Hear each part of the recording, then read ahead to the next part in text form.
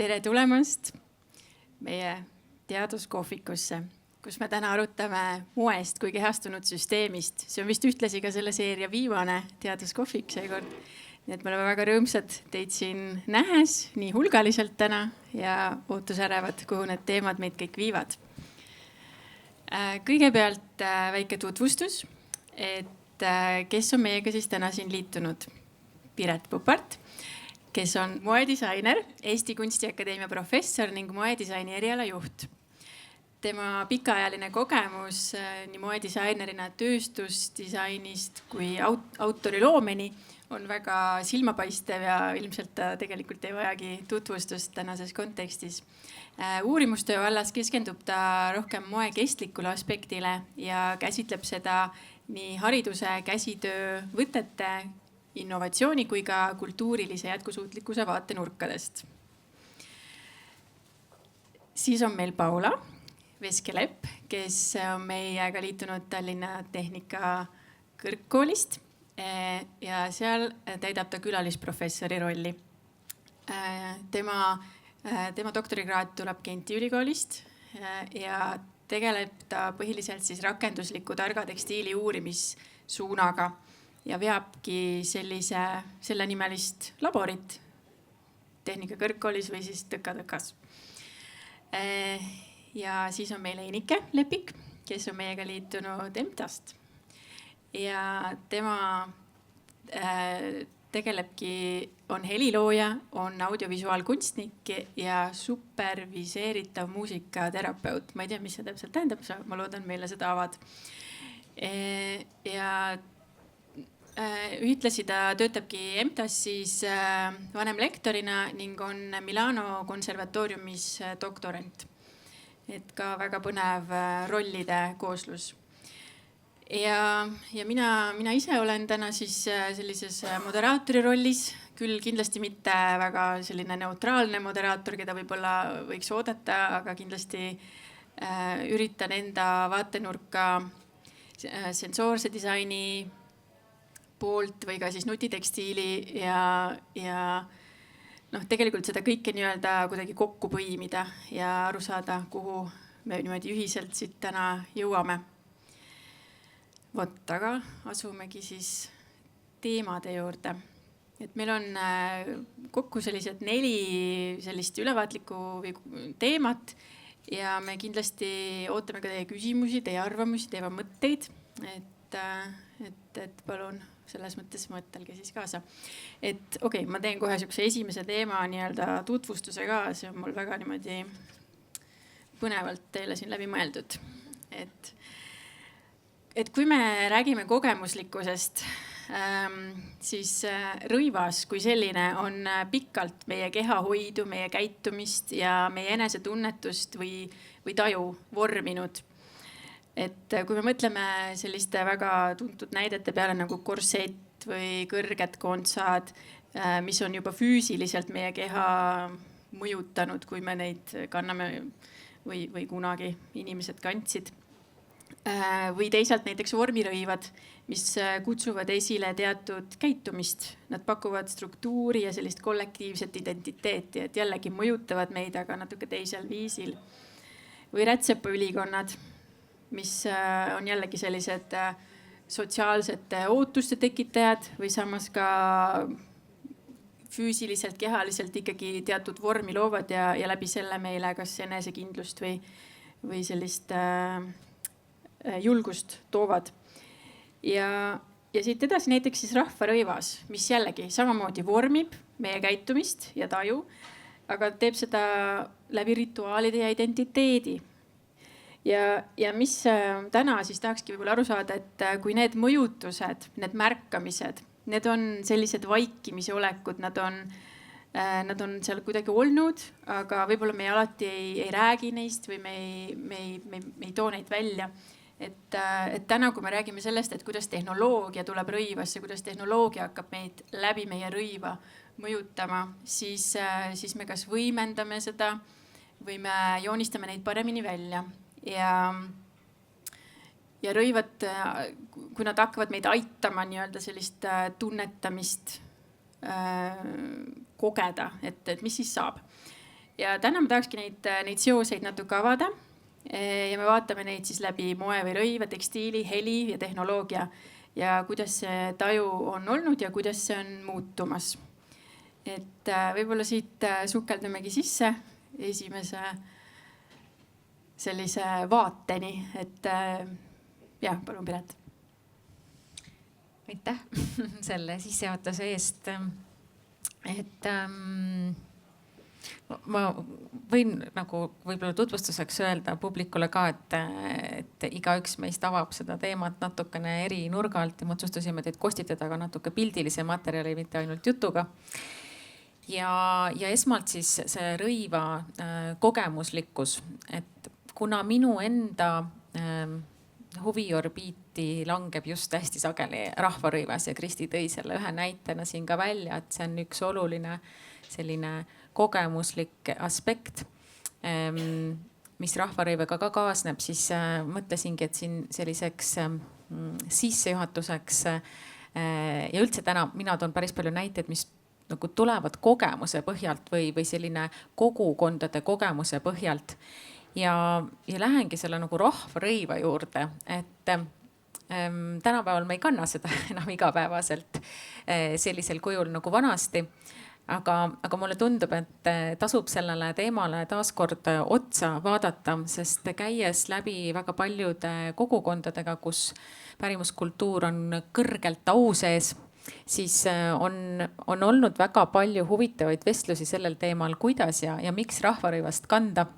Ja eriti selline võib-olla isegi emotsionaalne või selline hästi tugeva laetusega on olnud vestlused seto kogukondadega, kus võib-olla te olete isegi tähele pannud, et kui me näeme neid rahvarõivaid kandmas, siis see ei ole mingi jupike rahvarõivast.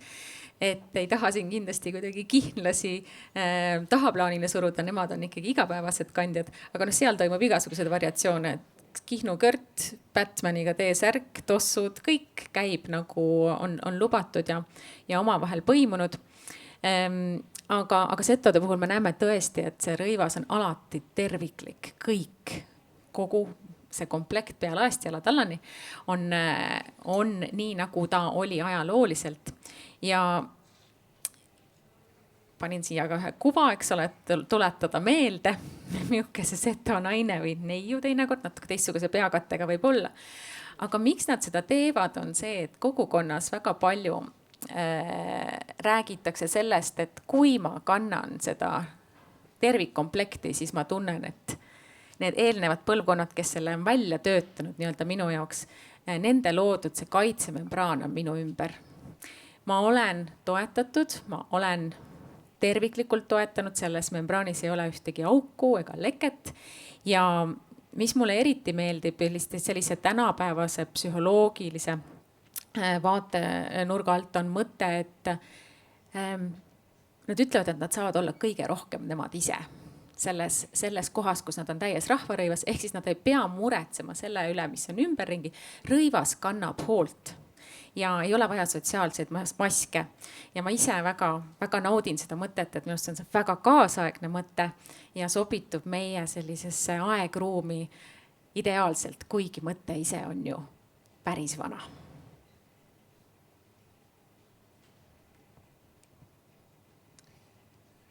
Tere, mina olen Paula, mina olen siis järgmine slaididel.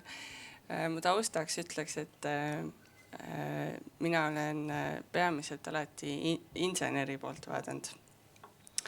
Ja kuigi mu taust on bakas ja magistris tekstiil ja töötasin tekstiilitoodete tootmises erinevates, siis ma olin alati tekstiiliga ümbritsetud ja ma järsku tundsin, et sellest midagi on puudu. Ja siis ma leidsin need targad tekstiilid ja siin videos te näete seda sellist ülikonda, seda kutsutakse Molli ülikonnaks, seda toodetakse Eestis Mustamäel. Ja mina olin ka selle tootmise arenduse juures. Ja siin ma tooksin välja just selle pealkirja tekstiilid, mis ei ole nägemiseks, vaid toimetamiseks. Et mis kaasaksid inimesi, kes muidu võib-olla ühiskonda nii palju ei jõua, siis nad peavad haiglas palju aega veetma. On tehtud siis kostüüm, mis sisaldab 58 elektroodi ja saab kasutada kodus ja simuleerib keha inimestel, kellel on hästi plastilised lihased, kas need on kaasasündinud või on olnud insult või muul põhjusel. Mulle meeldis, kuidas Piret rääkis, et see on just, sa saad olla sina ise, see on kaasatud, et inimene saab panna selle tehnoloogiliselt natukene juurdeaidatud tekstiili kodus selga, kanda seda pool tundi ja ülejäänud päeva tunda ennast tavalise inimesena. Ja just selle tõttu ma läksin nutitekstiilidesse, et anda rohkem veel väärtus sellele võib-olla liiga hulgi toodetud tekstiilile. See on nii tore, kuidas need erinevad vaatenurgad üksteist täpselt täiendavad ja samas kuidagi üllatavalt isegi seostavad omavahel. Minu poolt siis natukene väike sissevaade muusika ja helimaailma ehk selles esimeses osas ma natuke räägin ühest uurimuslikust kontserdist, mida me EMTA-s tegime eelmisel aastal. Ja kuigi siin see materjal on siis põhiliselt heli, siis tegelikult on siin ka väike seos tekstiiliga, millega ma ka pärast välja toon. Aga ma võib-olla lihtsalt natukene räägin sellest kontserdi kontseptsioonist ja mis oli selle mõte ja kogu see idee seal taga. Pealkiri nagu valgus katteloori all on selline võib-olla poeetiline metafoor sellest, et kuidas muusika meid toetada võiks või kuidas muusika meid toetab, kuidas heli meid toetab ilma selleta, et me seda isegi, et me selle peale mõtleksime alati, et võib-olla just nimelt ka see kehaline tunnetus ja see vaimne heaolu, et need tervikuna tegelikult tulevad või see muusika toetab neid mõlemit ja tihtipeale just niimoodi, et me võib-olla ei märkagi seda, aga selle kontserdi üheks eesmärgiks oli siis luua selline toetav ja turvaline ruum, kus inimestel on lubatud kõike kogeda ja kogeda ka seda heli läbi oma keha. Ehk siis, kui me räägime siin materjalist, siis just nimelt, et kuidas ma mõtestan seda heli oma keha kaudu ja missuguseid aistinguid see heli minus tekitab. Et just nimelt toetada sellist eneseregulatsiooni ja nii kehakaju kui ka siis sisemaailma. Ja see kontsert see oli kombinatsioon akustilisest muusikast, elektroonilisest muusikast ja seal ühes osas alguses oli inimestel võimalik ka ise improviseerida, ehk siis päriselt saada aru, et kui ma ise seda heli tekitan, et kuidas see ruumis liigub ja siin on näha ka pildi peal, pillid olid keset seda ruumi ja nad on kõik võimendatud, ehk siis erinevad pillid olid suunatud erinevatesse kõlaritesse, et ma mängin siin pilli ja see heli kostab mul, ma pean nagu kõigepealt kuulama, et kust see heli tuleb täpselt, et selline kuulamise ja kohaloleku moment ka, mis oli siin oluline. Ja mis võib-olla eristas seda eelkõige sellisest tavapärasest kontserdist, esiteks just see eesmärgistamine, et me eesmärgistame, et miks me selle kontserdi teeme, et see mõnes mõttes peakski pakkuma seda võimalust läbi muusika iseendast rohkem teadlikuks saada ja samas ka võib-olla teatud selline depressiooni ja stressi ennetamise faktor sellises pikemas perspektiivis. Ja võib-olla oluline asi oli ka see, et sellel kontserdil me tegime seda 6 korda ja igal kontserdil maksimaalne inimeste hulk oli 16, ehk siis tekitada sellist natukene tunnetust, et me kogeme seda koos ja samas see inspiratsioon tuli natuke just sellisest grupiteraapia lähenemisest, ja lõpus oli kõigil võimalik jagada ka oma kogemust, just pigem seda, et missuguseid aistinguid see siis tekitas ja kuidas. Ja need olid väga erinevad, et inimesed täitsid, et kuna see oli uurimuslik, siis inimesed tegelikult täitsid enne ja pärast ka ankeedid, et selline enesetunde self-assessment, nagu inglise keeles öelda, et ei teagi, kuidas seda eesti keelde kõige parem panna oleks. Ja mis oli siis huvitav, oli see, et need uuringu tulemused näitasid, et me lasime neil hinnata erinevaid selliseid kategooriaid, et näiteks rõõmus, kurb, rahulik, ärev, keskendunud, hajevill, et aga just nimelt tuli nagu välja, et need muutujad olid kõige kõrgemad just nimelt sellise keskendumise osas ja ka selles osas siis, et see muusika päriselt mõjus rahustavalt, et inimesed tundsid, et nad pärast on ikkagi kuidagi rahunenud. Aga muidugi siin on palju selliseid erinevaid aspekte. Need mõned kontserdid toimusid meil päeva ajal, pärastlõunal, mõned toimusid õhtul, et täpselt see, et selles mõttes nagu ikka selliste uurimuste puhul, et siin on nii palju faktoreid, eks, et ma hindan oma enesetunnet sellel hetkel ja võib-olla ma tulen, oleneb kõik sellest, missuguse taustaga ma parasjagu tulen. Aga kuna see ankeetide hulk oli meil lõpuks ikkagi ligi 80, mis on üsna arvestatav, et siis võib-olla sealt ikkagi annab midagi välja lugeda. Ja võib-olla oluline on ka see, või kui me üldse mõtleme heli peale ja sellise keha ja meelekogemuse peale ja kuidasmoodi heli saaks toetada meie vaimset tervist, et üks selle kontserdi mõte või just selle pilootprojekti mõte oli see, et aru saada, et kuidas inimesed sellise kontseptsiooni vastu võtavad, et kas nad tunnevad, et kas sellist asja on vaja ja kas selline asi toimib, et siis selles mõttes oli väga positiivne, et 8% vist inimestest ütles, et nad ei tuleks uuesti tagasi, aga ülejäänud seal oli natukene mingi 10%, kes ütlesid võib-olla, aga ikkagi väga suur hulk inimestest, 83%, kes ütlesid, et jaa, et nad tuleksid kindlasti tagasi, et see on nagu nende arvates vajalik. Aga mul on teise slaidi peal on üks pisike näide ka sellest, selline väike jupikene, et lihtsalt teile natukene anda väike insight. Nüüd kuulame, eks ole.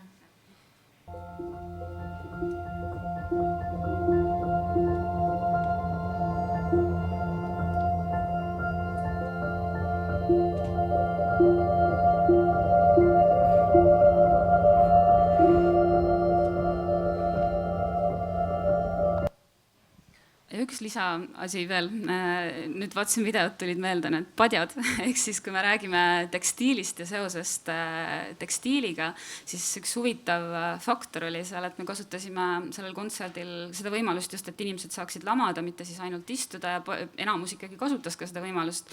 Aga see tagasiside ankeetidest päris mitmed mainisid, et need meie padjad, et see kangas ja need terad, mis seal padja sees on, et need olid liiga tekitasid sellist müra ja et kui sa seal vaikselt lamad, siis sa nagu, et sa ei julge ennast liigutada, sa kardad, et see segab teisi ja selles mõttes see oli väga huvitav tähelepanek, et ja samamoodi mõned ütlesid näiteks, et neil hakkas jahe, et siis sellest tekkiski just mõtteid, et okei, et kuidas nagu, et see tegelikult ka see tekstiil või see ei ole küll rõivas, eks ju, aga see tekstiil, mille peal me sellises olukorras või sellises situatsioonis siis oleme või oma keha paneme, et see on ka tegelikult väga oluline, et kuidas see tegelikult seda taju ja kogemust mõjutab ja kui inimesed juba seda nagu märkavad ja seda ka selles tagasiside ankeedis märgivad, siis järelikult see tegelikult on nende jaoks väga oluline, et ja see on kindlasti asi, millega me oleme juba hakanud mõtlema, et kuidas seda kogemust nagu parandada mitmest aspektist, et see on lihtsalt üks oluline tähelepanek tegelikult, et sellest, jah.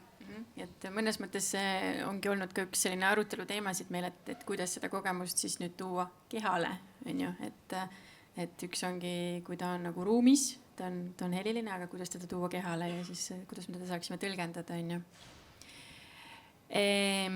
Korralduslikult, et meil on natuke nagu selline, ütleme nii, et need lood justkui lähevad edasi läbi erinevate teemade.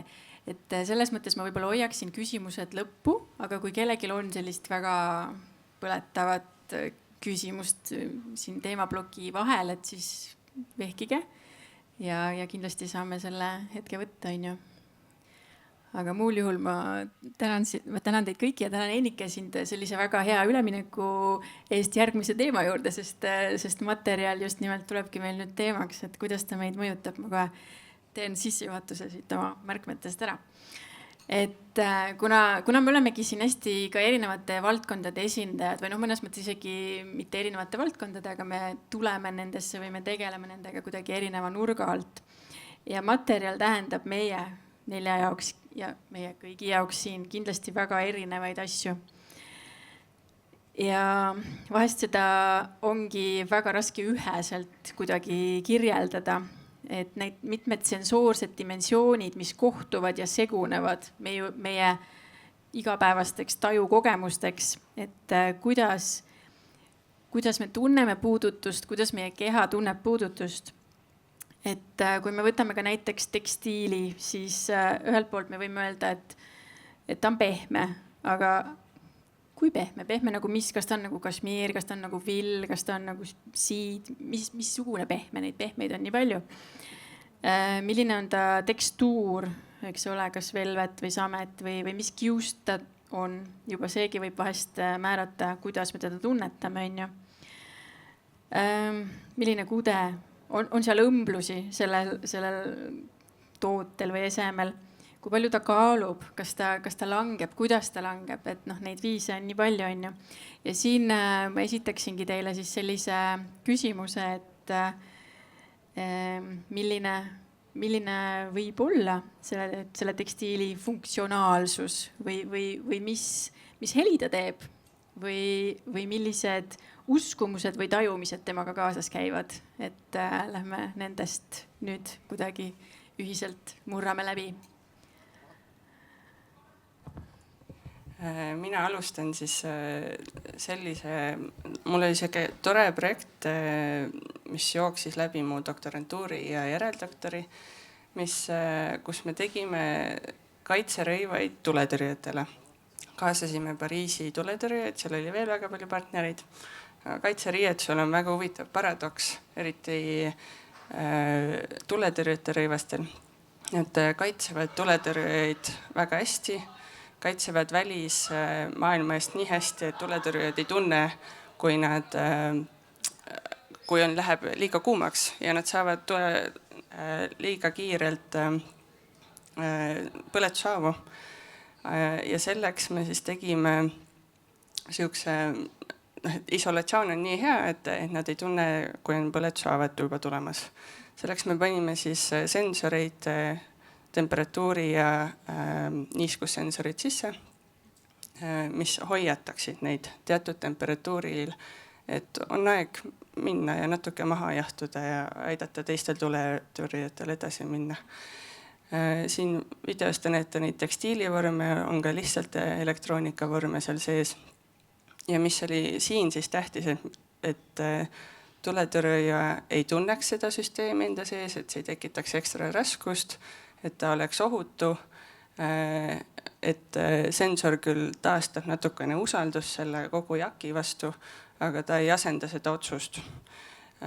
Et otsuse teeb lõpuks ikkagi inimene. Aga selleks, et aidata seda otsust, siis mis läheb edasi ilusti Eenikse teemasse ka, et kui läks liiga ohtlikuks, tuli hästi kõrge heliline signaal. Proovisime ka vibratsiooniga, aga ma arvan, et kui te olete tulekahjust, ei tunne ühtegi telefoni vibreerimas, et siis me läksime helilise kõva alarmi järgi. Ja see tõesti oli väga kõva heliline alarm, et sa said kohe aru, et midagi peab muutuma. Jaa, et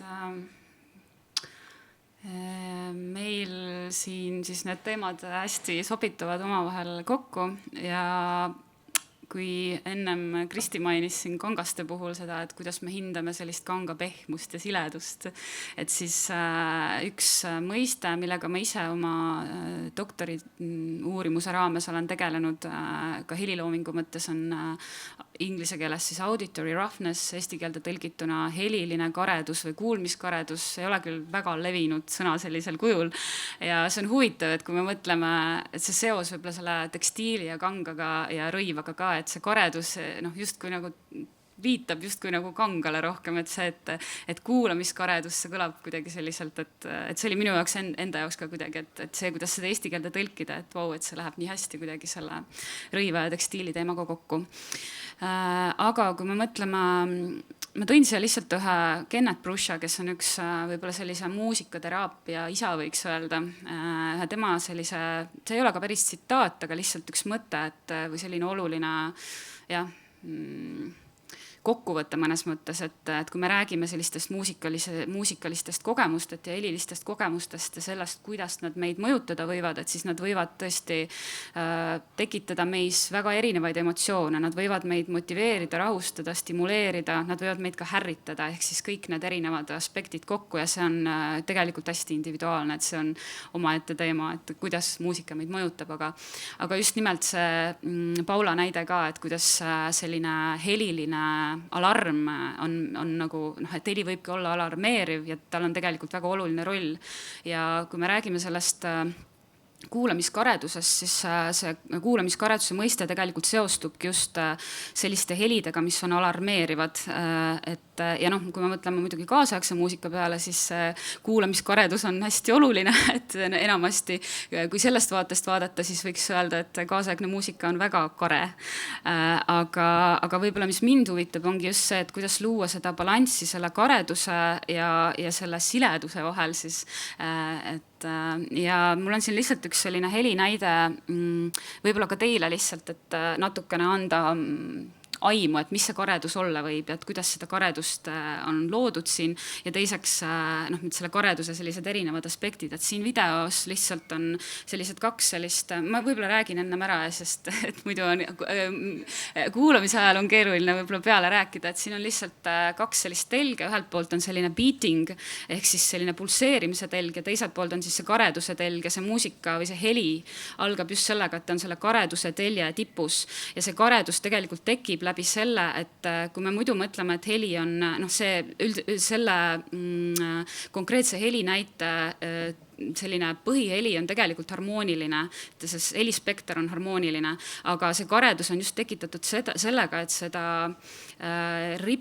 sagedusriba on nii palju laiendatud, et ta ei ole enam, et see harmooniline suhe nagu muutub läbi selle, et ta muutub müraseks. Et kuna müra on tegelikult ju heli, mis koosneb hästi paljudest erinevatest sagedustest, siis nagu, et see müra on see, mis tegelikult tekitab meis seda kareduse sellist sensatsiooni või tunnet ja läbi selle näite siin on joonisel näha ka, kuidas see karedus järjest siis haihtub või kaob ja kuidas sellest karedusest ühel hetkel, kui see heli muutub selliseks stabiilseks, harmooniliseks ja siis, kui ta hakkab seda teist telge pidi üles minema, et kuidas tekib selline väike nagu tukslemine ja see tukslemine tekib just sellest, et kui on kaks erinevat helisagedust, et see on selline amplituudmodulatsioon, ehk siis üks helisagedus hakkab moduleerima teist, aga läbi selle, see on nüüd natuke võib-olla liiga, läheb pikaks ja keeruliseks, aga läbi selle me tegelikult kuuleme sellist tukslemist, kuigi tegelikult seal ju päriselt seda tukslemist ei ole, aga see on just seesama illusioon, mis meil nagu kuulates tekib, et me kuuleme, et miski nagu tuksub ja lõpuks,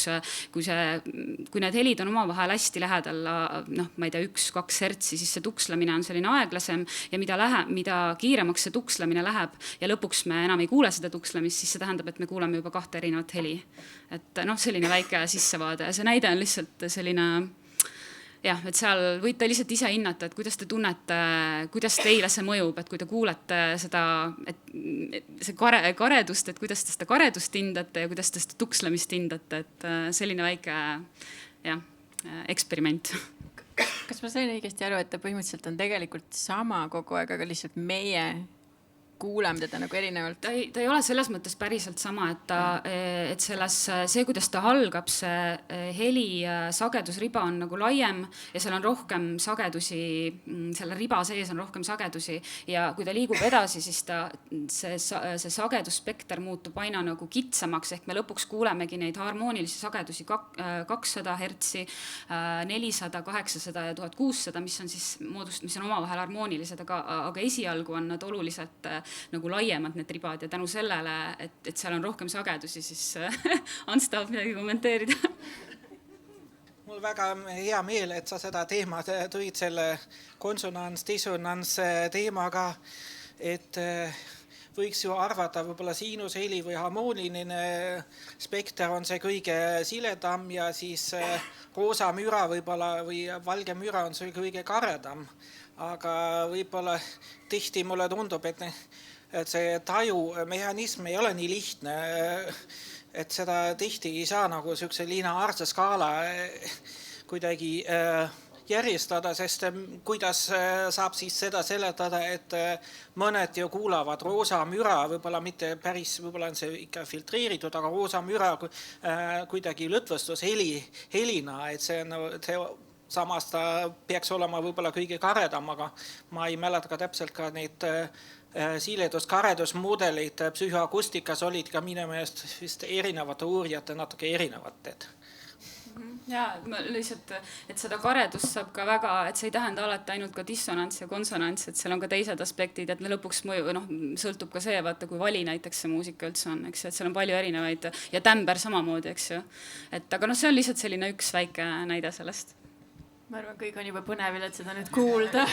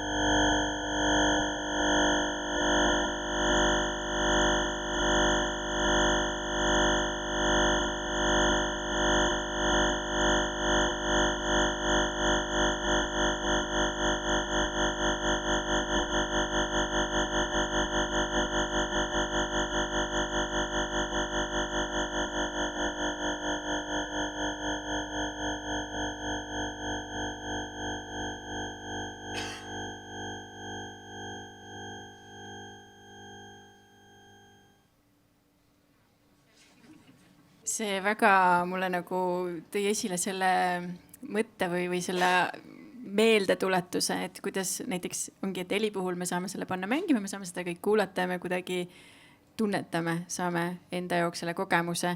Aga kui me räägime rõivast või kui me toome rõiva sisse neid emotsioone või tehnoloogiaid või funktsionaalsusi, siis sellega on natuke keerulisem, et kui me toome rohkemate inimesteni, siis ütleme näiteks, võttes seesama rahvarõivas, isegi kui me proovime seda selga, me ei saa seda täit kogemust, sest me ei ole sellest ruumist pärit või me ei pruugi nagu saada seda sama aru saama, et need ongi need põnevad kohad ja vaatame nüüd selle turvakoodi. Ma jäin isegi korraks mõtlema, et ka selle sektori oleks pidanud võib-olla nimetama kuidagi isegi nagu heliline kogemus. Et praegu oli see materjali puudutus, ma ütleks, et võib-olla materjali kogemuslikkus, et see on nagu võib-olla veel laiem. Ja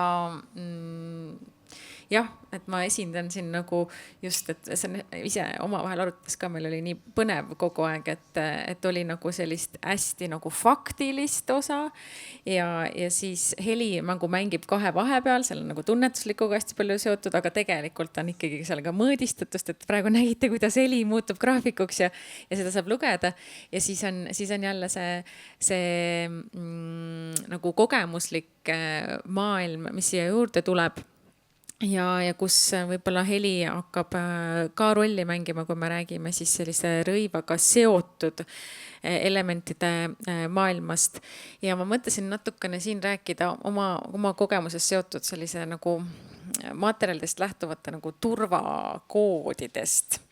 Et seda siis nii läbi kõvade materjalide kui pehmete materjalide ja ega ma usun, et te olete ise ka märganud, et setot enne kuuleb, kui näeb. Et see on selline teada tuntud tõde, aga see on oluline, miks neid ehteid on nii palju ja miks nad nii palju häält teevad. Ja see ei ole sugugi ainult meie kultuuriruumist pärit tunnetuslik nagu kogemus, vaid see, et heli ikkagi loetakse väga palju sellist sellise teadmatu maailma, sest noh, see teadmatus ongi see, mida me kardame sageli, teadmatu maailma siis selliseks tõrjemeetodiks või tõrjuvaks jõuks. Et väga lihtne kaar on kohe teha meie setodest või siis Eesti lääneranniku kaelarahadest siis näiteks Indiasse jalakuljusteni välja, mis kannavad täpselt sama rolli. Ja nüüd ehetest rääkides, siis ehetel on ka see metall on tegelikult hästi olulisel kohal, millega tööd tehakse või mida kantakse. Et tänapäeval me teame, et hõbe on ju antibakteriaalne, aga vanasti käis see läbi kogemuse. Ja kogemuse katsetamise, et me näeme, et hõbe puhastab näiteks vett, kui ta sellega kokku puutub. Jällegi praegu me saame seda analüüsida, aga teinekord see ongi nagu tõestuseks, et kui meile ajaloolised kogukonnad räägivad seda sama, mida me tänapäeval saame mõõta, siis teinekord sealt koorub välja väga huvitavaid momente. Aga ma ise mõtlesin, et oluline võib-olla selline põnev fakt, millega ise siis seto kogukondadega kokku puutudes olen nagu protseduuriliselt läbi teinud on, et kuidas see sõlg, see suur sõlg neil siis, kui oluline see sellise sünni või elukaare osana on, et näiteks tütre esimene pesuvesi, siis tütre edimene mõsuviih hoitakse sõlgõs. Hoitakse sõle sees see pesuvesi, lastakse sealt sõle suust läbi ja läbi üleöö hoidmisega siis see vesi puhastus vanasti ja sellega sai oma vastsündinut, eriti siis tütart pesta.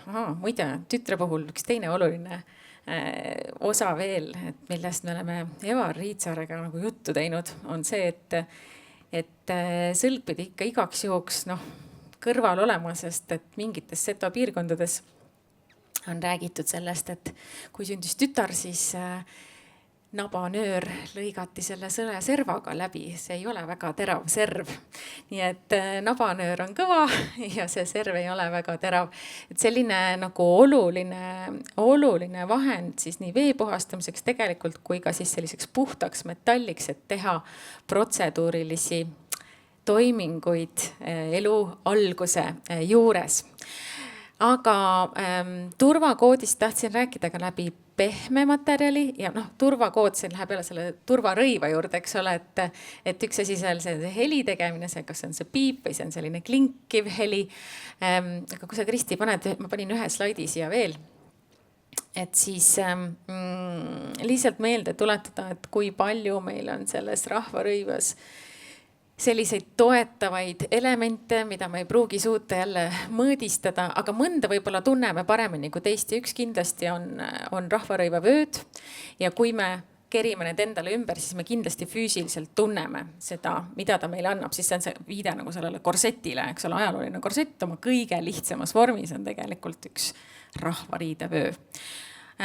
Aga vööl on ka siis see selline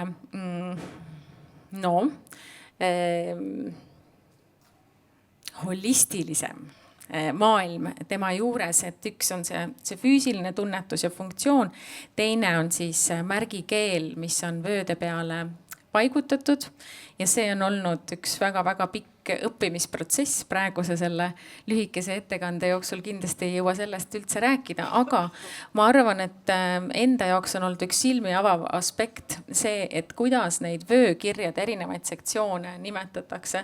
Et keskel on alati siis selline nagu põhikirja osa, aga mis on olulisem, on kahel pool vööd on tavaliselt sellised pisikesed mustrid veel lisaks. Ja nende nimetus on vööküü ja küü vanas ka eesti keeles, aga tänapäeval, kes räägib soome keelt, saab aru kohe, millest on juttu. Küü siis viitab ussile. Ehk siis meil on peaaegu igas rahvariidevöös, see on 80% umbes nii. Kui sa selle endale ümber mässid, siis seal tegelikult on meil 2 nii-öelda rästikut, kelle pealt siis need mustrid kunagi on võetud. Algused on alati siksakilised, nüüd on seal mindud mängulisemaks. Nii et see looduse pealt mahavaatamise tarkus, see mimikri, see, et uss on, eriti rästik on üks võimsamaid tegelasi meie looduses, me oleme ta pannud siis väga püsivalt ka oma põhimõtteliselt kõige olulisemasse rahvarõiva elementi peitu. Et selles mõttes, et mustrid muutuvadki ja see ongi täitsa loomulik, et me ei saaks kohe välja lugeda sealt seda ussi kaitserüüd, et ta on peidetud nüüd sinna äärekirjadesse siis sellise sümboolse motiivina ära. Aga räägides peitmisest, siis see on ka pärimuskultuuri üks tähtis aspekt. Ja et hoida oma kalleid inimesi, kellele on selga kootud teinekord näiteks troi, Kihnu troi, seal on väga palju samasuguseid 8 kandasid, nagu seal ühel Kirbla poistesärgil, see muide 30-ndast pärit särk, ilmselt käis ka esimese vabariigi aegsel laulupeol, vähemalt nii järeltulija on mulle rääkinud. Et ühesõnaga nendes Kihnu troides, Kihnu kinnastes, paljudes vaipades, sokkides, igal pool, kui te neid, tavaliselt läheb aastaid aega, kannate või uurite teinekord, siis tasub vaadata, et kas kuskil on mingisugune väike anomaalia. Et väga sageli, peaaegu, et alati tehti sisse üks teadlik väike viga. Kas mõni silm kooti kokku, kas mõni midagi jäeti vahele, tehti natuke teises toonis. Ja muide seal pildi peal ma zoomisin sisse nüüd sellest rinnalapakast ka ühe osa, et kas lähemalt vaatajad leiavad sealt üles ühe ajaloolise turvakoodi elemendi. See töötab täpselt samamoodi. Just. Osad näevad seal juba ühe, Kristi võib-olla näitab näpuga, kus on, sest sina, Kristi, ka alguses ei näinud seda. Ei näinud alguses, jah. Ja see ongi põhiliselt, see on kõige olulisem, et teised ei näeks seda alguses. Aga seal on üks valge ristike tehtud musta risti asemele ja see ongi see nii-öelda toonane tarkvara nagu pandi arvutile peale, et ei saaks need pahad toona siis teadmatud, ma ei tea, meid ümbritsevad sellised kollid, tondid, vaimud, hinged meile ligi. Tänapäeval me tahame, et meie arvuti oleks kaitstud ja meie igasugused seadmed ei satuks ohtu. Nii et see on selline ajalooline tulemüür, mis seal siis näha on. Ja muidugi ta selles mõttes ju puudutab meid väga, et kui me tunneme ennast jälle kaitstuna, siis meil on jälle lihtsam olla meie ise. Nagu need salapärased võtmed, mida meil on vaja, et neid asju mõista, on ju. Põletavaid küsimusi ei ole praegu, siis lähme edasi. Kõige väga põnev teema tuleb nüüd jällegi peitmise ja avamise kohta nii-öelda. Et kuna me siin loovuurimusest räägime ja see on reeglina meil praktikapõhine, siis teeme me tavaliselt koostööd erinevate valdkondadega seda teostades. Et me teame, et ongi kõik need erinevad viisid, kuidas me neid nimetame, eks ole, et või mis ulatuses nii-öelda seda koostööd tehakse või kes teeb mida ja kas meil on multidistsiplinaarne või meil on transdistsiplinaarne või mida kõike. Et ma paluksingi teil siinkohal avada enda kogemusi selles vallas, et kuidas teha koostööd teiste valdkondade esindajatega ja mis võib-olla on olnud need keerukuskohad või mida siin võiks põnevat välja tuua? Ja, et siin alustan sellise statementiga, et muusikateraapia on transdistsiplinaarne ja võib-olla minu enda taustast lähtuvalt ka, et minu esimene kõrgharidus oli tegelikult kunstis, graafika, teine kõrgharidus oli helilooming ja siis pärast seda olen õppinud muusikateraapiat, et mõnes mõttes võib-olla selline mul lihtsalt tuleb meelde üks lugu, ma jutustan selle kiiresti ära, et sellest ajast, kui ma omandasin oma esimest kõrgharidust Tartu kõrgemast kunstikoolis, siis ma õppisin samal ajal Elleris klaverit. Ja siis ma mäletan, mul oli üks solfeedžiõpetaja muusikakoolis, kes kogu aeg küsis, et aga kuidas sul seal kunstikoolis läheb ja et oi, et see on nii äge ikka, et see on nii tore, et sa seda kunsti õpid ja see on muusika ja kunst ja et need kokku, et see on nii äge, et saad neid kokku panna ja et see kõik on selline üks suur ja siis ma kogu aeg tundsin, et mis asja, et see ei ole, et et mina nagu lähen, kõigepealt olen hommikupoole pool päeva seal kunstikoolis, siis ma jooksen kiiresti Ellerist, siis ma harjutan 5 tundi klaverit, siis ma lähen õhtul koju, teen veel kodutöid, et mul ei paistnud üldse kuskilt seda valgust, et kuidas me neid asju omavahel kokku panen, et need olid nagu 2 täiesti erinevat maailma tol hetkel nagu, et loomulikult õnneks on kuidagi elu jooksul on õnnestunud need 2 asja omavahel põimida ja just nimelt see ongi tegelikult see transdistsiplinaarsus minu jaoks, et ma ei jäta neid nagu eraldiseisvateks, ma just üritan võtta sellest ühest selle teadmise ja nagu kasutada selles teises valdkonnas ja muusikateraapia, võib-olla see on ka üks põhjus, miks ma olen ka muusikateraapia juurde jõudnud, on selle selline transdistsiplinaarne olemus, et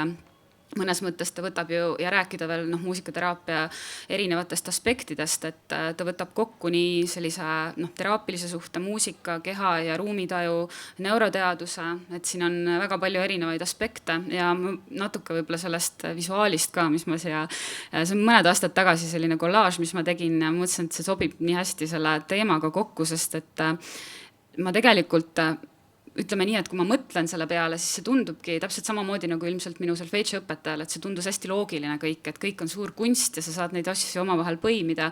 Ja mõnikord, kui ma sellest mõtlen ise ka muusikateraapiast ja samamoodi heliloomingu ja muusikateraapia suhetest ka sellisest enda uurimuse vaatest, siis mulle tundub see nii loogiline. Aga kui ma hakkan rääkima inimestega ühest valdkonnast või teisest valdkonnast, siis lõpuks ma saan aru, et seda ühist keelt on tegelikult väga keeruline leida.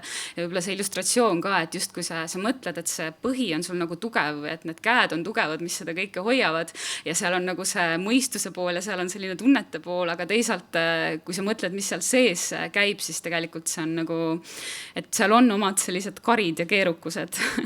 et võib-olla me täna nendest keerukustest võib-olla pikemalt ei räägi, aga lihtsalt, et mida ma võib-olla tahtsin välja tuua, et ühest küljest transdistsiplinaarsus on see, mida me nagu hästi palju, ma arvan ka just sellise loomeuurimuse puhul, millest me räägime, aga teisalt, kuidas nagu tegelikult leida seda ühist keelt teaduse ja kunsti vahel või muusika vahel, et see on tegelikult praktikas omaette selline keerukus seda nagu leida.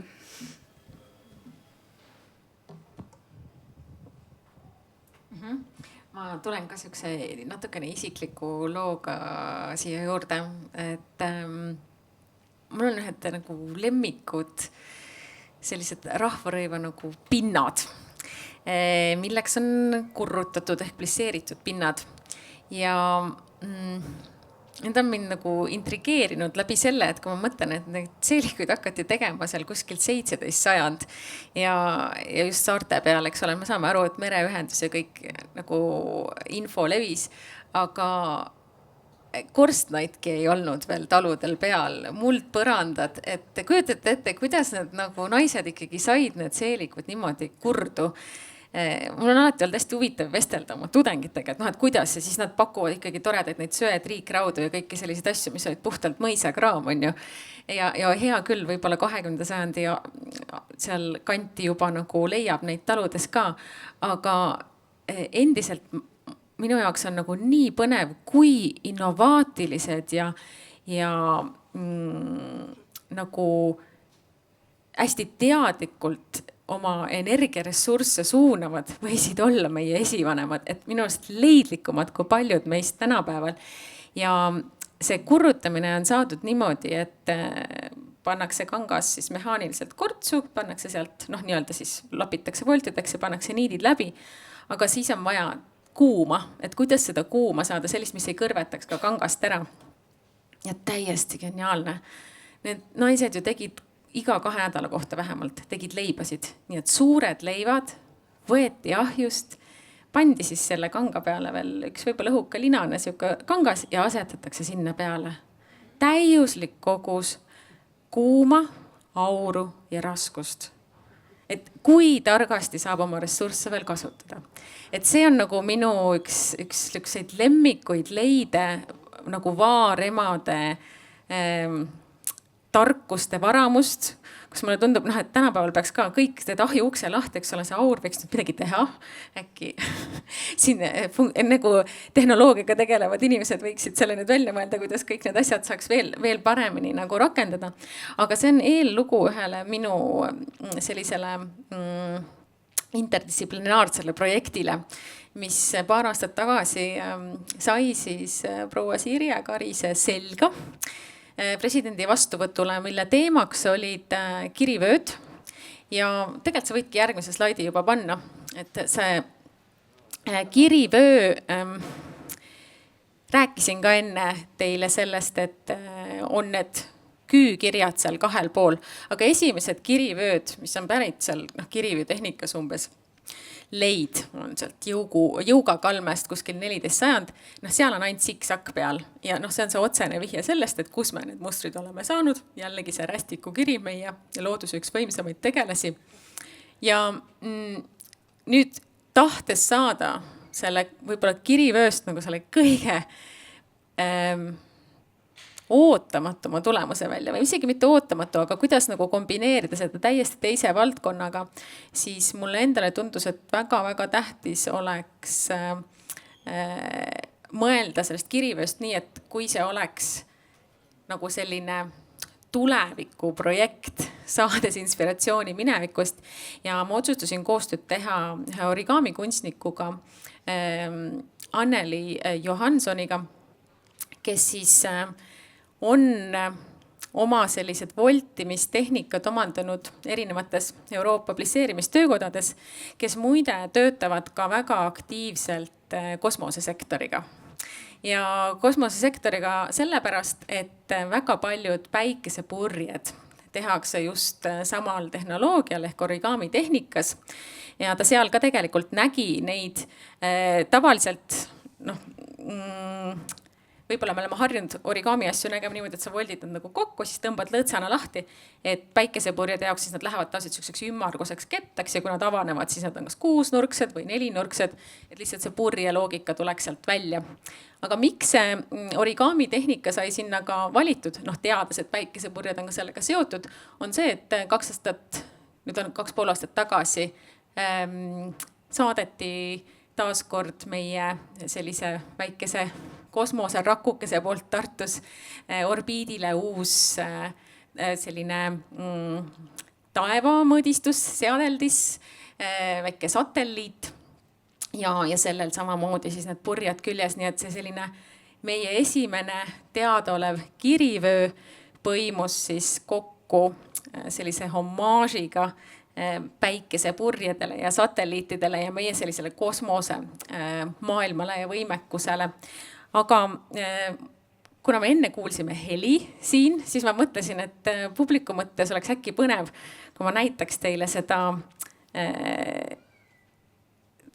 tükki, ühte sellest tükiproovidest vähemalt, mis sinna seeliku alla sai. Nii et ma võtsin selle kaasa ja siis see mahub, siin on nüüd 2,5 meetrit kangast ja see on siia ära volditud, see ongi see ajalooline tarkus, mis ka tänapäeval läheb hästi käiku. Ja siis, kui ma ta siit nüüd välja tõmban, eks ole, siis ta niimoodi avaneb siit. Ja eriti keeruline on see, et need siksakid, te näete seal pildi peal ka, et on punasega ühtepidi näidatud, aga sinisega ka teistpidi. Et see on juba siuke matemaatiline väike ime, kuidas seda siia saada ja nõuab päris suurt oskust. Ma saadan selle lihtsalt ringi käima, saate siin natukene ise mängida sellega, võite välja tõmmata. Ja miks see ka kuskil selline 2,5, vist isegi veidikene peale meetrit sai, on see, et tavaliselt kirivöö on umbes nii pikk. Et vaata neid sümboleid ja sidemeid on nagu hästi palju. Ja selle pildi peal muide kõige viimane on seal üks selline Pärnu kandi seelik, Tori seelik, kus on sellised sakid all servas. Võib-olla olete teinekord näinud ka seda laulupeol, tantsupeol. Siis lihtsalt teadke, et neid nimetatakse hundihammasteks ja need on ka sellised kaitsesümbolid. Kujutate ise ette ka, et kui olete kuri või paha ja tahate seeliku alt sisse tulla ja siis teid vaatavad lõuad.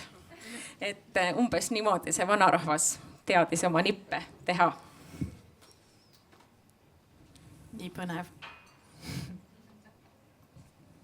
Jah, saame kohe järgmise skeemi, see matemaatika juurde. Skeemi.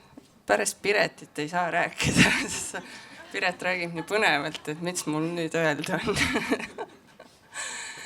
Mina räägin ka kogemusliku loo.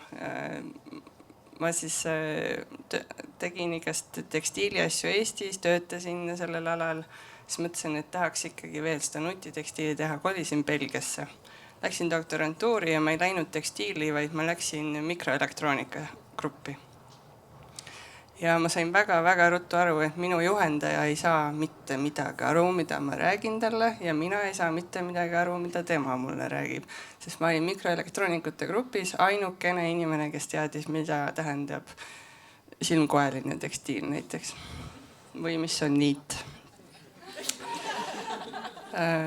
Proovi seletada, aga väga nagu, miks see koostöö toimis, ma olin seal 6 aastat lõpuks, toimis väga hästi sellepärast, et mina olin uudishimulik, mina tahtsin teha mikroelektroonikat ja ma tahtsin mõista, kuidas seda saab teha nii väikseks ja mõnusaks, et panna tekstiili.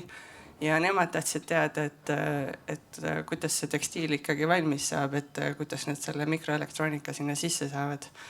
Ja pesumasinad kasutasin ka väga palju, et vaadata, kas mikroelektroonika peab vastu tekstiilis ja seda ma tegin umbes 200 000 tsüklit pesu. Aga siin slaidil on üks joonis, mis mu juhendaja tegi, et mulle selgeks teha, mida ta tahab üldse teha ja mida ma peaks tegema. Ja siis järgmine pilt seal kõrval on seesama ja minu punaste kommentaaridega, et mida sa seletad. Ja siis viimane pilt on, mis välja tuli. Välja tuli pael, mis läks siis ümber jala jooksjatele ja seal väljapool nagu pildi all nurgas on kaetud liikumissensor ja siis seal kastis valges, mis seal joonise peal on ka kujutatud, on siis põhimõtteliselt see aju, mis loeb seda sensorit välja, mis pidi sinna külge käima ja mida pidi saama laadida ja nii edasi. Seal ma pidin seletama, mis asi on narrow fabric või mis on pael ja mis on tekstiil. Siis tegelikult lõpuks tuli välja, et see sensor võib olla seal kasti sees. Täiesti okei. Aga siis tuli välja, et need jooksjad ei taha, et see oleks seal kasti sees. Et see vidin seal tekstiili peal on jube lahe, mis jällegi elu sees poleks inseneridel vähe tulnud. Et hullult nägime vaeva, et see sensor oleks pisikene, pestav ja ära käib.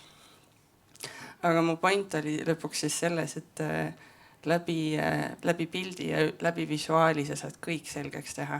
Sa lihtsalt joonistad seda, sa teed kukerpalli selle tahvli ees ja lõpuks see jõuab kohale, et sa nii visuaalselt kui võimalik näidata.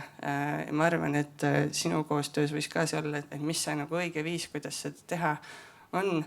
Ja samamoodi Eineksel, et see tunnetus läbi visuaali, kõik mõistavad seda pilti, et kui sa lähed kuskile Lõuna-Indiasse ja sa tahad õlut, et siis sa joonistad sellest pildi ja see tuuakse sulle.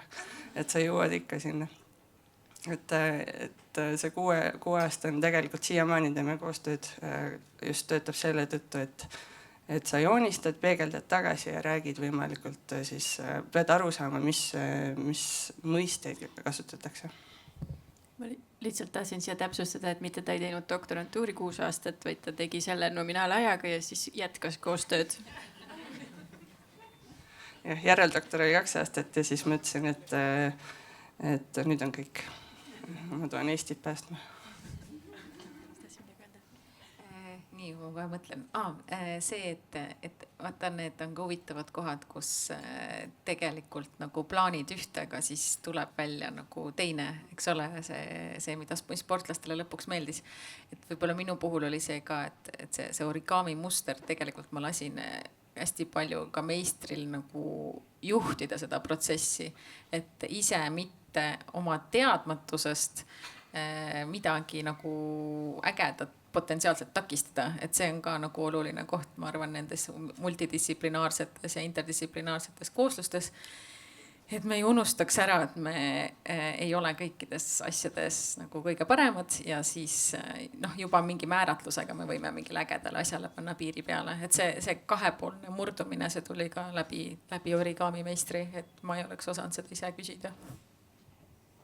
Just, et see on nagu selline läbiv teema, et läbi kogemuslikkuse, kui meil on see võimalus, eks ole, kui sellel koostööl on selline võimalus, et me saame olla samas ruumis ja me saame seda proovida selga või meil on need kasutajad, kes seda proovivad selga ja me saame läbi selle kogemuse aru, mis sellega, kuidas sellega edasi liikuda või isegi seda ühist keelt leida, et kuidas seda ühiselt edasi liigutada. See viib meid meie väga põneva viimase teemani, mis ongi siis seotud sellega, et kuidas me kasutajaid kaasame või teinekord isegi ennast ja enda keha uurimustöösse kaasame. Et võibki mõelda siin näiteks sellele, et kui me peame näiteks loome oma uut sellist uurimuskatset, et me allkirjastame eelnevalt nõusoleku vormid, kuidas ma seda endaga teen, eks ole, et ja teisest küljest, et mis piirini nagu midagi jagatakse, et kõik selline kehaline ja kogemuslik protsess.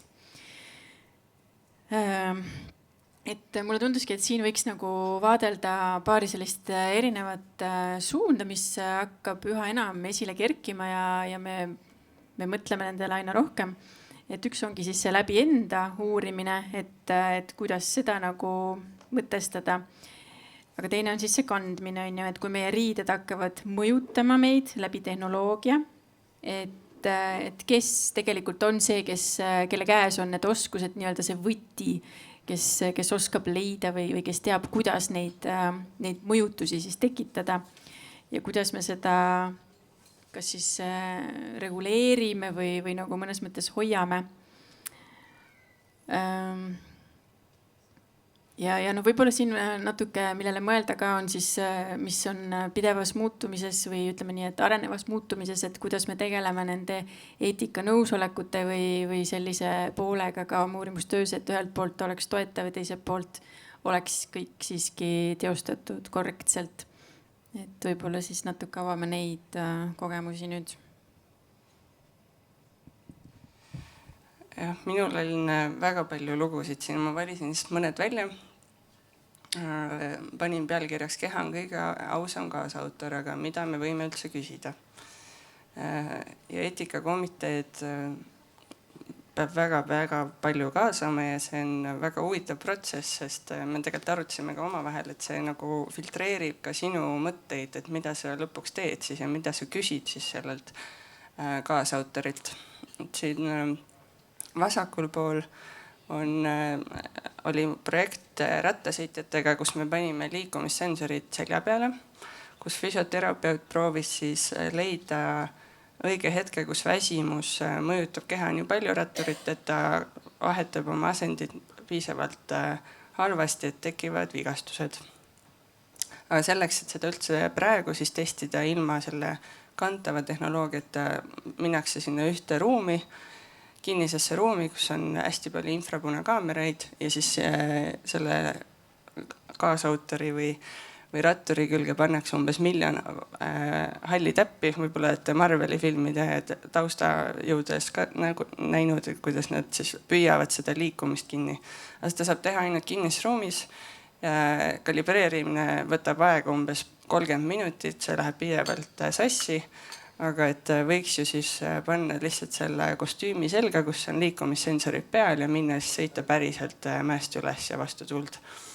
Aga küsimus on siis selles, et kuidas sa saad kaasata ja mida sa võid küsida ja kui pikk see eetikakomitee protsess on, et siin üldse jõuda. Meie puhul hullult vedas, füsioterapeut teadis täpselt mida küsida, läks väga hästi. Aga kõrval on näited siis laste ja loomadega ja seal tekib küsimus, et kellelt sa küsid seda luba. Lastelt võid küsida, aga tegelikult lapsevanem annab selle loa. Või loomadelt üldse ei küsi, üldse ei huvita. Aga samas tahad just neilt võib-olla seda tagasisidet ja seda ausat tagasisidet, et kus see läbi filtri läheb. Lihtsalt see lastepilt hullult meeldib, mul on õnneks luba seda kasutada, sest see annab tõesti selle ausa tagasiside, et kas su asi töötab või ei tööta. Loomadel on lihtsalt 5 minutit tore ja siis läheb edasi. Seda alumist patte, seal sees on ka vibratsioonimootorid ja pealt vahetab värvi, termograamset värvi, mis on trükitud siin ja ma näen, et trükiabi on ka, olemas. Et see on tegelikult juhuslikult ka sees, kui pärast keegi soovib katsuda ja proovida. Aga annaks edasi väga põnevad, ma tean, järgmised lood on palju põnevamad, nii et võime edasi. Ma ei tea, kas need on nagu põnevamad, on hoopis nagu teistmoodi. Ma tegelikult tahtsin siia sissejuhatuseks panna ühe Eestiga seotud materjali. Ma lihtsalt ei leidnud seda pilti üles, see on päriski ammune üle... ma arvan 10 aasta tagune, ei mitte päris nii palju, aga 8 aasta tagune juhtum kindlasti, ma arvan. Et rääkida siis sellistest eetilistest teemadest, mis on seotud pärimuse ja pärimuskultuuriga, siis üks asi on see lastelt nõu küsimine, aga teinekord me unustame ka kogukondadelt nõu küsida või nõusolekut just küsida seoses nende hoitud materjali kasutamisega. Ja Eestis sellist sigadusi nagu liiga palju tehtud ei ole iseenesest, aga on tõesti see lugu, millele ma tahan viidata, on see, et ma loodan, et te ka mäletate, et mingi hetk muutusid igasugused rahvusmustriga esemed hästi populaarseks. Tulid need rahvuspapud, need tennised, eks ole, siis oli kodusisustuses mingid tumbad ja tapeedid ja kõik need ühekordsed nõud ja kuni vaipade tekkideni ja kardinateni välja. Ja iseenesest polnudki nagu väga hullu, selles mõttes tore, et inimesed oma kodu nagu marurahvuslikult mõnes mõttes isegi, kui tagasi mõelda, nagu kaunistasid.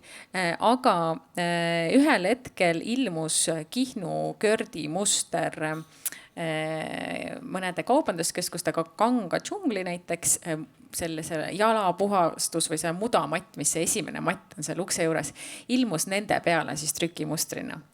Ja võt seal läks kihnlastel kops üle maksa.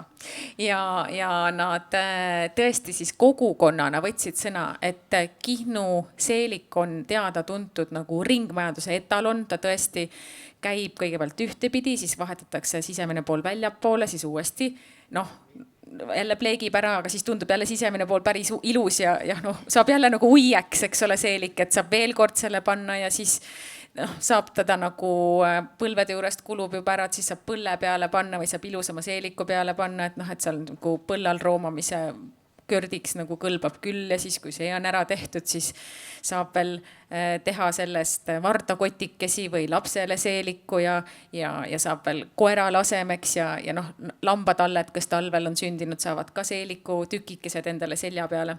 Tanu Raud ongi rääkinud, et pole ilusamat aega, kui lambalaut talvisel ajal Kihnus, et siis need värviliste riietega lambatalled seal ringi jooksmas on nagu fantastika.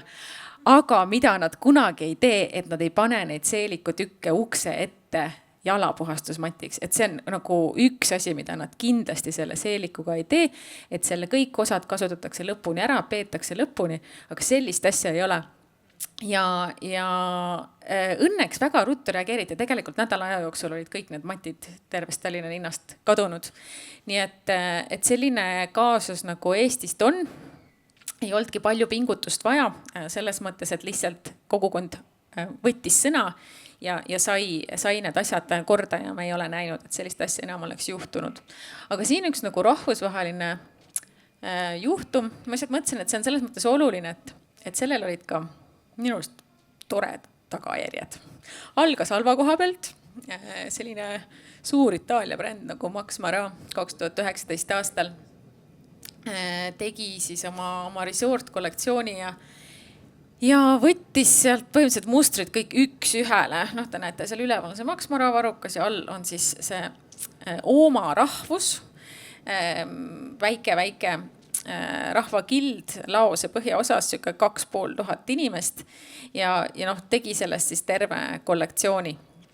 Kogukond väga ära lõigatud iseenesest ja kogukonna endani see info ei jõudnudki, aga kohalikud siis muuseumi ja kultuuritegelased panid seda tähele ja tekkis selline rahvusvaheline päris suur meelehärm, furoor ütleks niimoodi, et muidugi neid juhtumeid oli ennegi olnud, aga siin nüüd kuidagi tekkis selline olukord, kus väga palju juriste, kes olid huvitatud siis just sellistest intellektuaalomandi ja just pärimuskultuuri puudutava intellektuaalomandi teemadest ja tahtsid seda toetada ja nüüd, kui sa järgmise slaidi paned, siis tahtsin lihtsalt näidata, et tõesti võib toredad asju juhtuda, et see taek, mis see seal pikemalt on, ma ei näegi seal,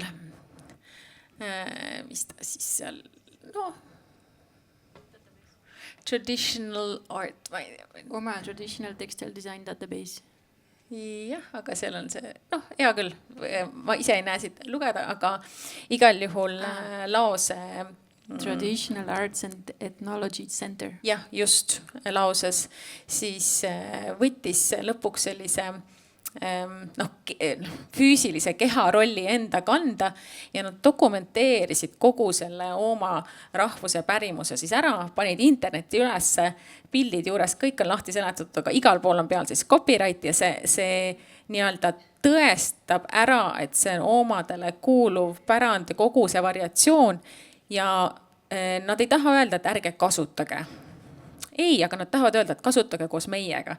Nii et on avanud sellise, nagu keskuse, kus saab tulla siis ja oma rahva esindajatega koostöös välja töötada mustreid, värvikombinatsioone, ehk siis teha seda nendega koos, nende nõusolekul neid kaasates ja ka kogukonnale siis finantsilist tuge pakkudes, et ma arvan, et see on üks ilusamaid lugusid, mis on tekkinud, sest et eks need suured firmad on väga palju astunud väiksematele kultuuridele varba peale ja seda ma arvan, et isegi 2 käe sõrmedest niisugustest halbadest juhtumitest ei piisa. Nii et see oma lugu on hästi tore lugu ja kui kellelgi on sellist huvi, saab sinna vaatama minna, kuidas nad toimetavad ja lihtsalt kasutada seda eeskujuna ükskõik millise väiksema kogukonnaga koos töötamisel. Ja, väga inspireeriv. Ja, et liigume nüüd uuesti heli ja muusika poole. Et võib-olla lihtsalt Pireti sellise jutu jätkuks, et mul ei olnud küll plaanis sellest konkreetselt rääkida, aga just sellise teiste kultuuride elementide kasutamisest mulle lihtsalt meenub üks selline isiklik näide, mis tol hetkel tundus mulle, ma olin hästi üllatunud või pigem isegi jahmunud. Et see oli võib-olla tükk aega tagasi, ma tegin Itaalias tudengitele ettekannet Eesti muusikast ja siis me kuulasime Helena Tulve teost, mille nimi on Sula ja see on võitnud Rostrumi ja see on üks selline tuntumaid teoseid, see on küll juba tükk aega tagasi komponeeritud ja seal on soolopillina kasutatakse didgeridood ja see mängija tegelikult, kes ka sellel salvestusel mängis, ta ei olnud selles mõttes, ta ei esindanud põlisrahvast, ta oli selle pilli mängimise ära õppinud ja ta oli lihtsalt ikkagi Euroopa kultuuriruumist. Ja siis ma mäletan, seal publiku hulgas oli üks Ameerika tudeng, kes pärast, isegi ta ei tulnud pärast, ta vist küsis kohe umbes nagu ründavalt tegelikult, et kuidas ikkagi see üldse lubatud on, et see ja mõnes mõttes, selles mõttes on õigustatud küsimus ühest küljest, et see didgeridoo kui instrument kuulub ikkagi teatud väga spetsiifilisse kultuuripärandisse, eks ju. Aga tol hetkel mina heliloojana ja muusikuna kuidagi vist ei mõelnud üldse selle peale või pigem nagu kuidagi võib-olla heliloojatena ka me tavaliselt mõtleme selle peale, et kuidas nagu rikastada seda helimaailma ja kuidas nagu tuua neid teiste kultuuride elemente nagu põimida sellesse lääne muusikasse ja kuidas, et jääd nagu selle mõttega pigem, et kuidas seda helimaastikku ja kuidas seda muusikamaastikku rikastada. Ja siis kuidagi see tol hetkel, selles mõttes tollele sellisele situatsioonile see kuidagi sellele lahendus nagu ei olnud, aga et me lihtsalt arutlesime selle üle, et tema selline suhtumine oli nagu üsna selline natuke selline ründav, aga samas see on ka arusaadav, arvestades selle tudengi tausta. Aga lihtsalt, et see on kindlasti üks teema, et kui me räägime sellise muusika mõttes ka pärimusest, et see on kindlasti üks teema, mis võib-olla haakub ka selle rahvarõivaga, et see muusikapärand ja kuidas kellele see siis tegelikult kuulub ja kuidas me seda kasutame, sest tänapäeval eriti ilmselt ka Eestis on ju hästi folktroonika ja igasugused asjad on hästi populaarsed, kus me kasutame tegelikult rahvamuusikat ja mis kontekstis ja kuidas me seda kasutame, et kus see piir läheb, et see on kindlasti üks teema, aga võib-olla see ei ole nagu selles mõttes nii konkreetselt minu enda sellise uurimusvaldkonnas ja ma võib-olla tahaksin just lõpetada sellise mõttega, mis puudutab eelkõige just sellist muusikateraapia valdkonda taas, et kui me räägime muusikateraapia valdkonnast ja eetikast, siis kindlasti see eetikakomisjoni teema, millega Paula välja tõi, on tegelikult hästi oluline, sest et igas protsessis, kui meil on ikkagi inimesed selles protsessis ja need teemad võivad minna väga emotsionaalseks ja väga isiklikuks, et me tegelikult tegeleme selliste väga sügavate ja selliste isiklike teemadega, siis võib-olla see taaskord pöördudes tagasi ka Kenneth Brusha juurde, et see mõte, et muusika kogemine on sügavalt isiklik ja intiimne protsess, mis seab olulisele kohale eetilise tundlikkuse ning kliendi subjektiivse kogemuse austamine, et võib-olla see mõte lihtsalt, et ükskõik tegelikult on see siis rahvakultuur või on see siis muusika, on see kunst, et selline teise inimese austamine, et see on selline tegelikult mõnes mõttes põhiprintsiip, millest ka muusikateraapias me lähtume ja mis on mõnes mõttes ka selle eetika aluseks. Nii, ja me oleme jõudnud siuksesse aega, et meil on jäänud 3 minutit küsimusteks. Et natuke keeruline, aga ma tahtsin mainida seda siia juurde, et see, kuidas need teemad kuidagi ennast avasid ja läbi nende erinevate taustade ja mõtete ja projektide, et see inspireeris meid ka sellelt poolt, et me kindlasti teeme sellest paneelist ühe kirjatüki, ehk siis me avaldame selle kuskil ja seal saab siis ka kommentaariumis kaasa elada. aga praegu, et kui kellelgi on mõni küsimus, siis me võime selle muidugi võtta. Või teine variant on see, et me nii-öelda lõpetame ära ja siis need küsimused saab veel siin joogiklaasi kõrvale arutada, eks ole, kui kellelgi on, et salaja. Salaja, jah. Nagu eestlastele kohane. Suur tänu teile tulemast siia rääkima ja suur tänu teile tulemast kuulama ja sellega me siis täna lõpetame. Aitäh!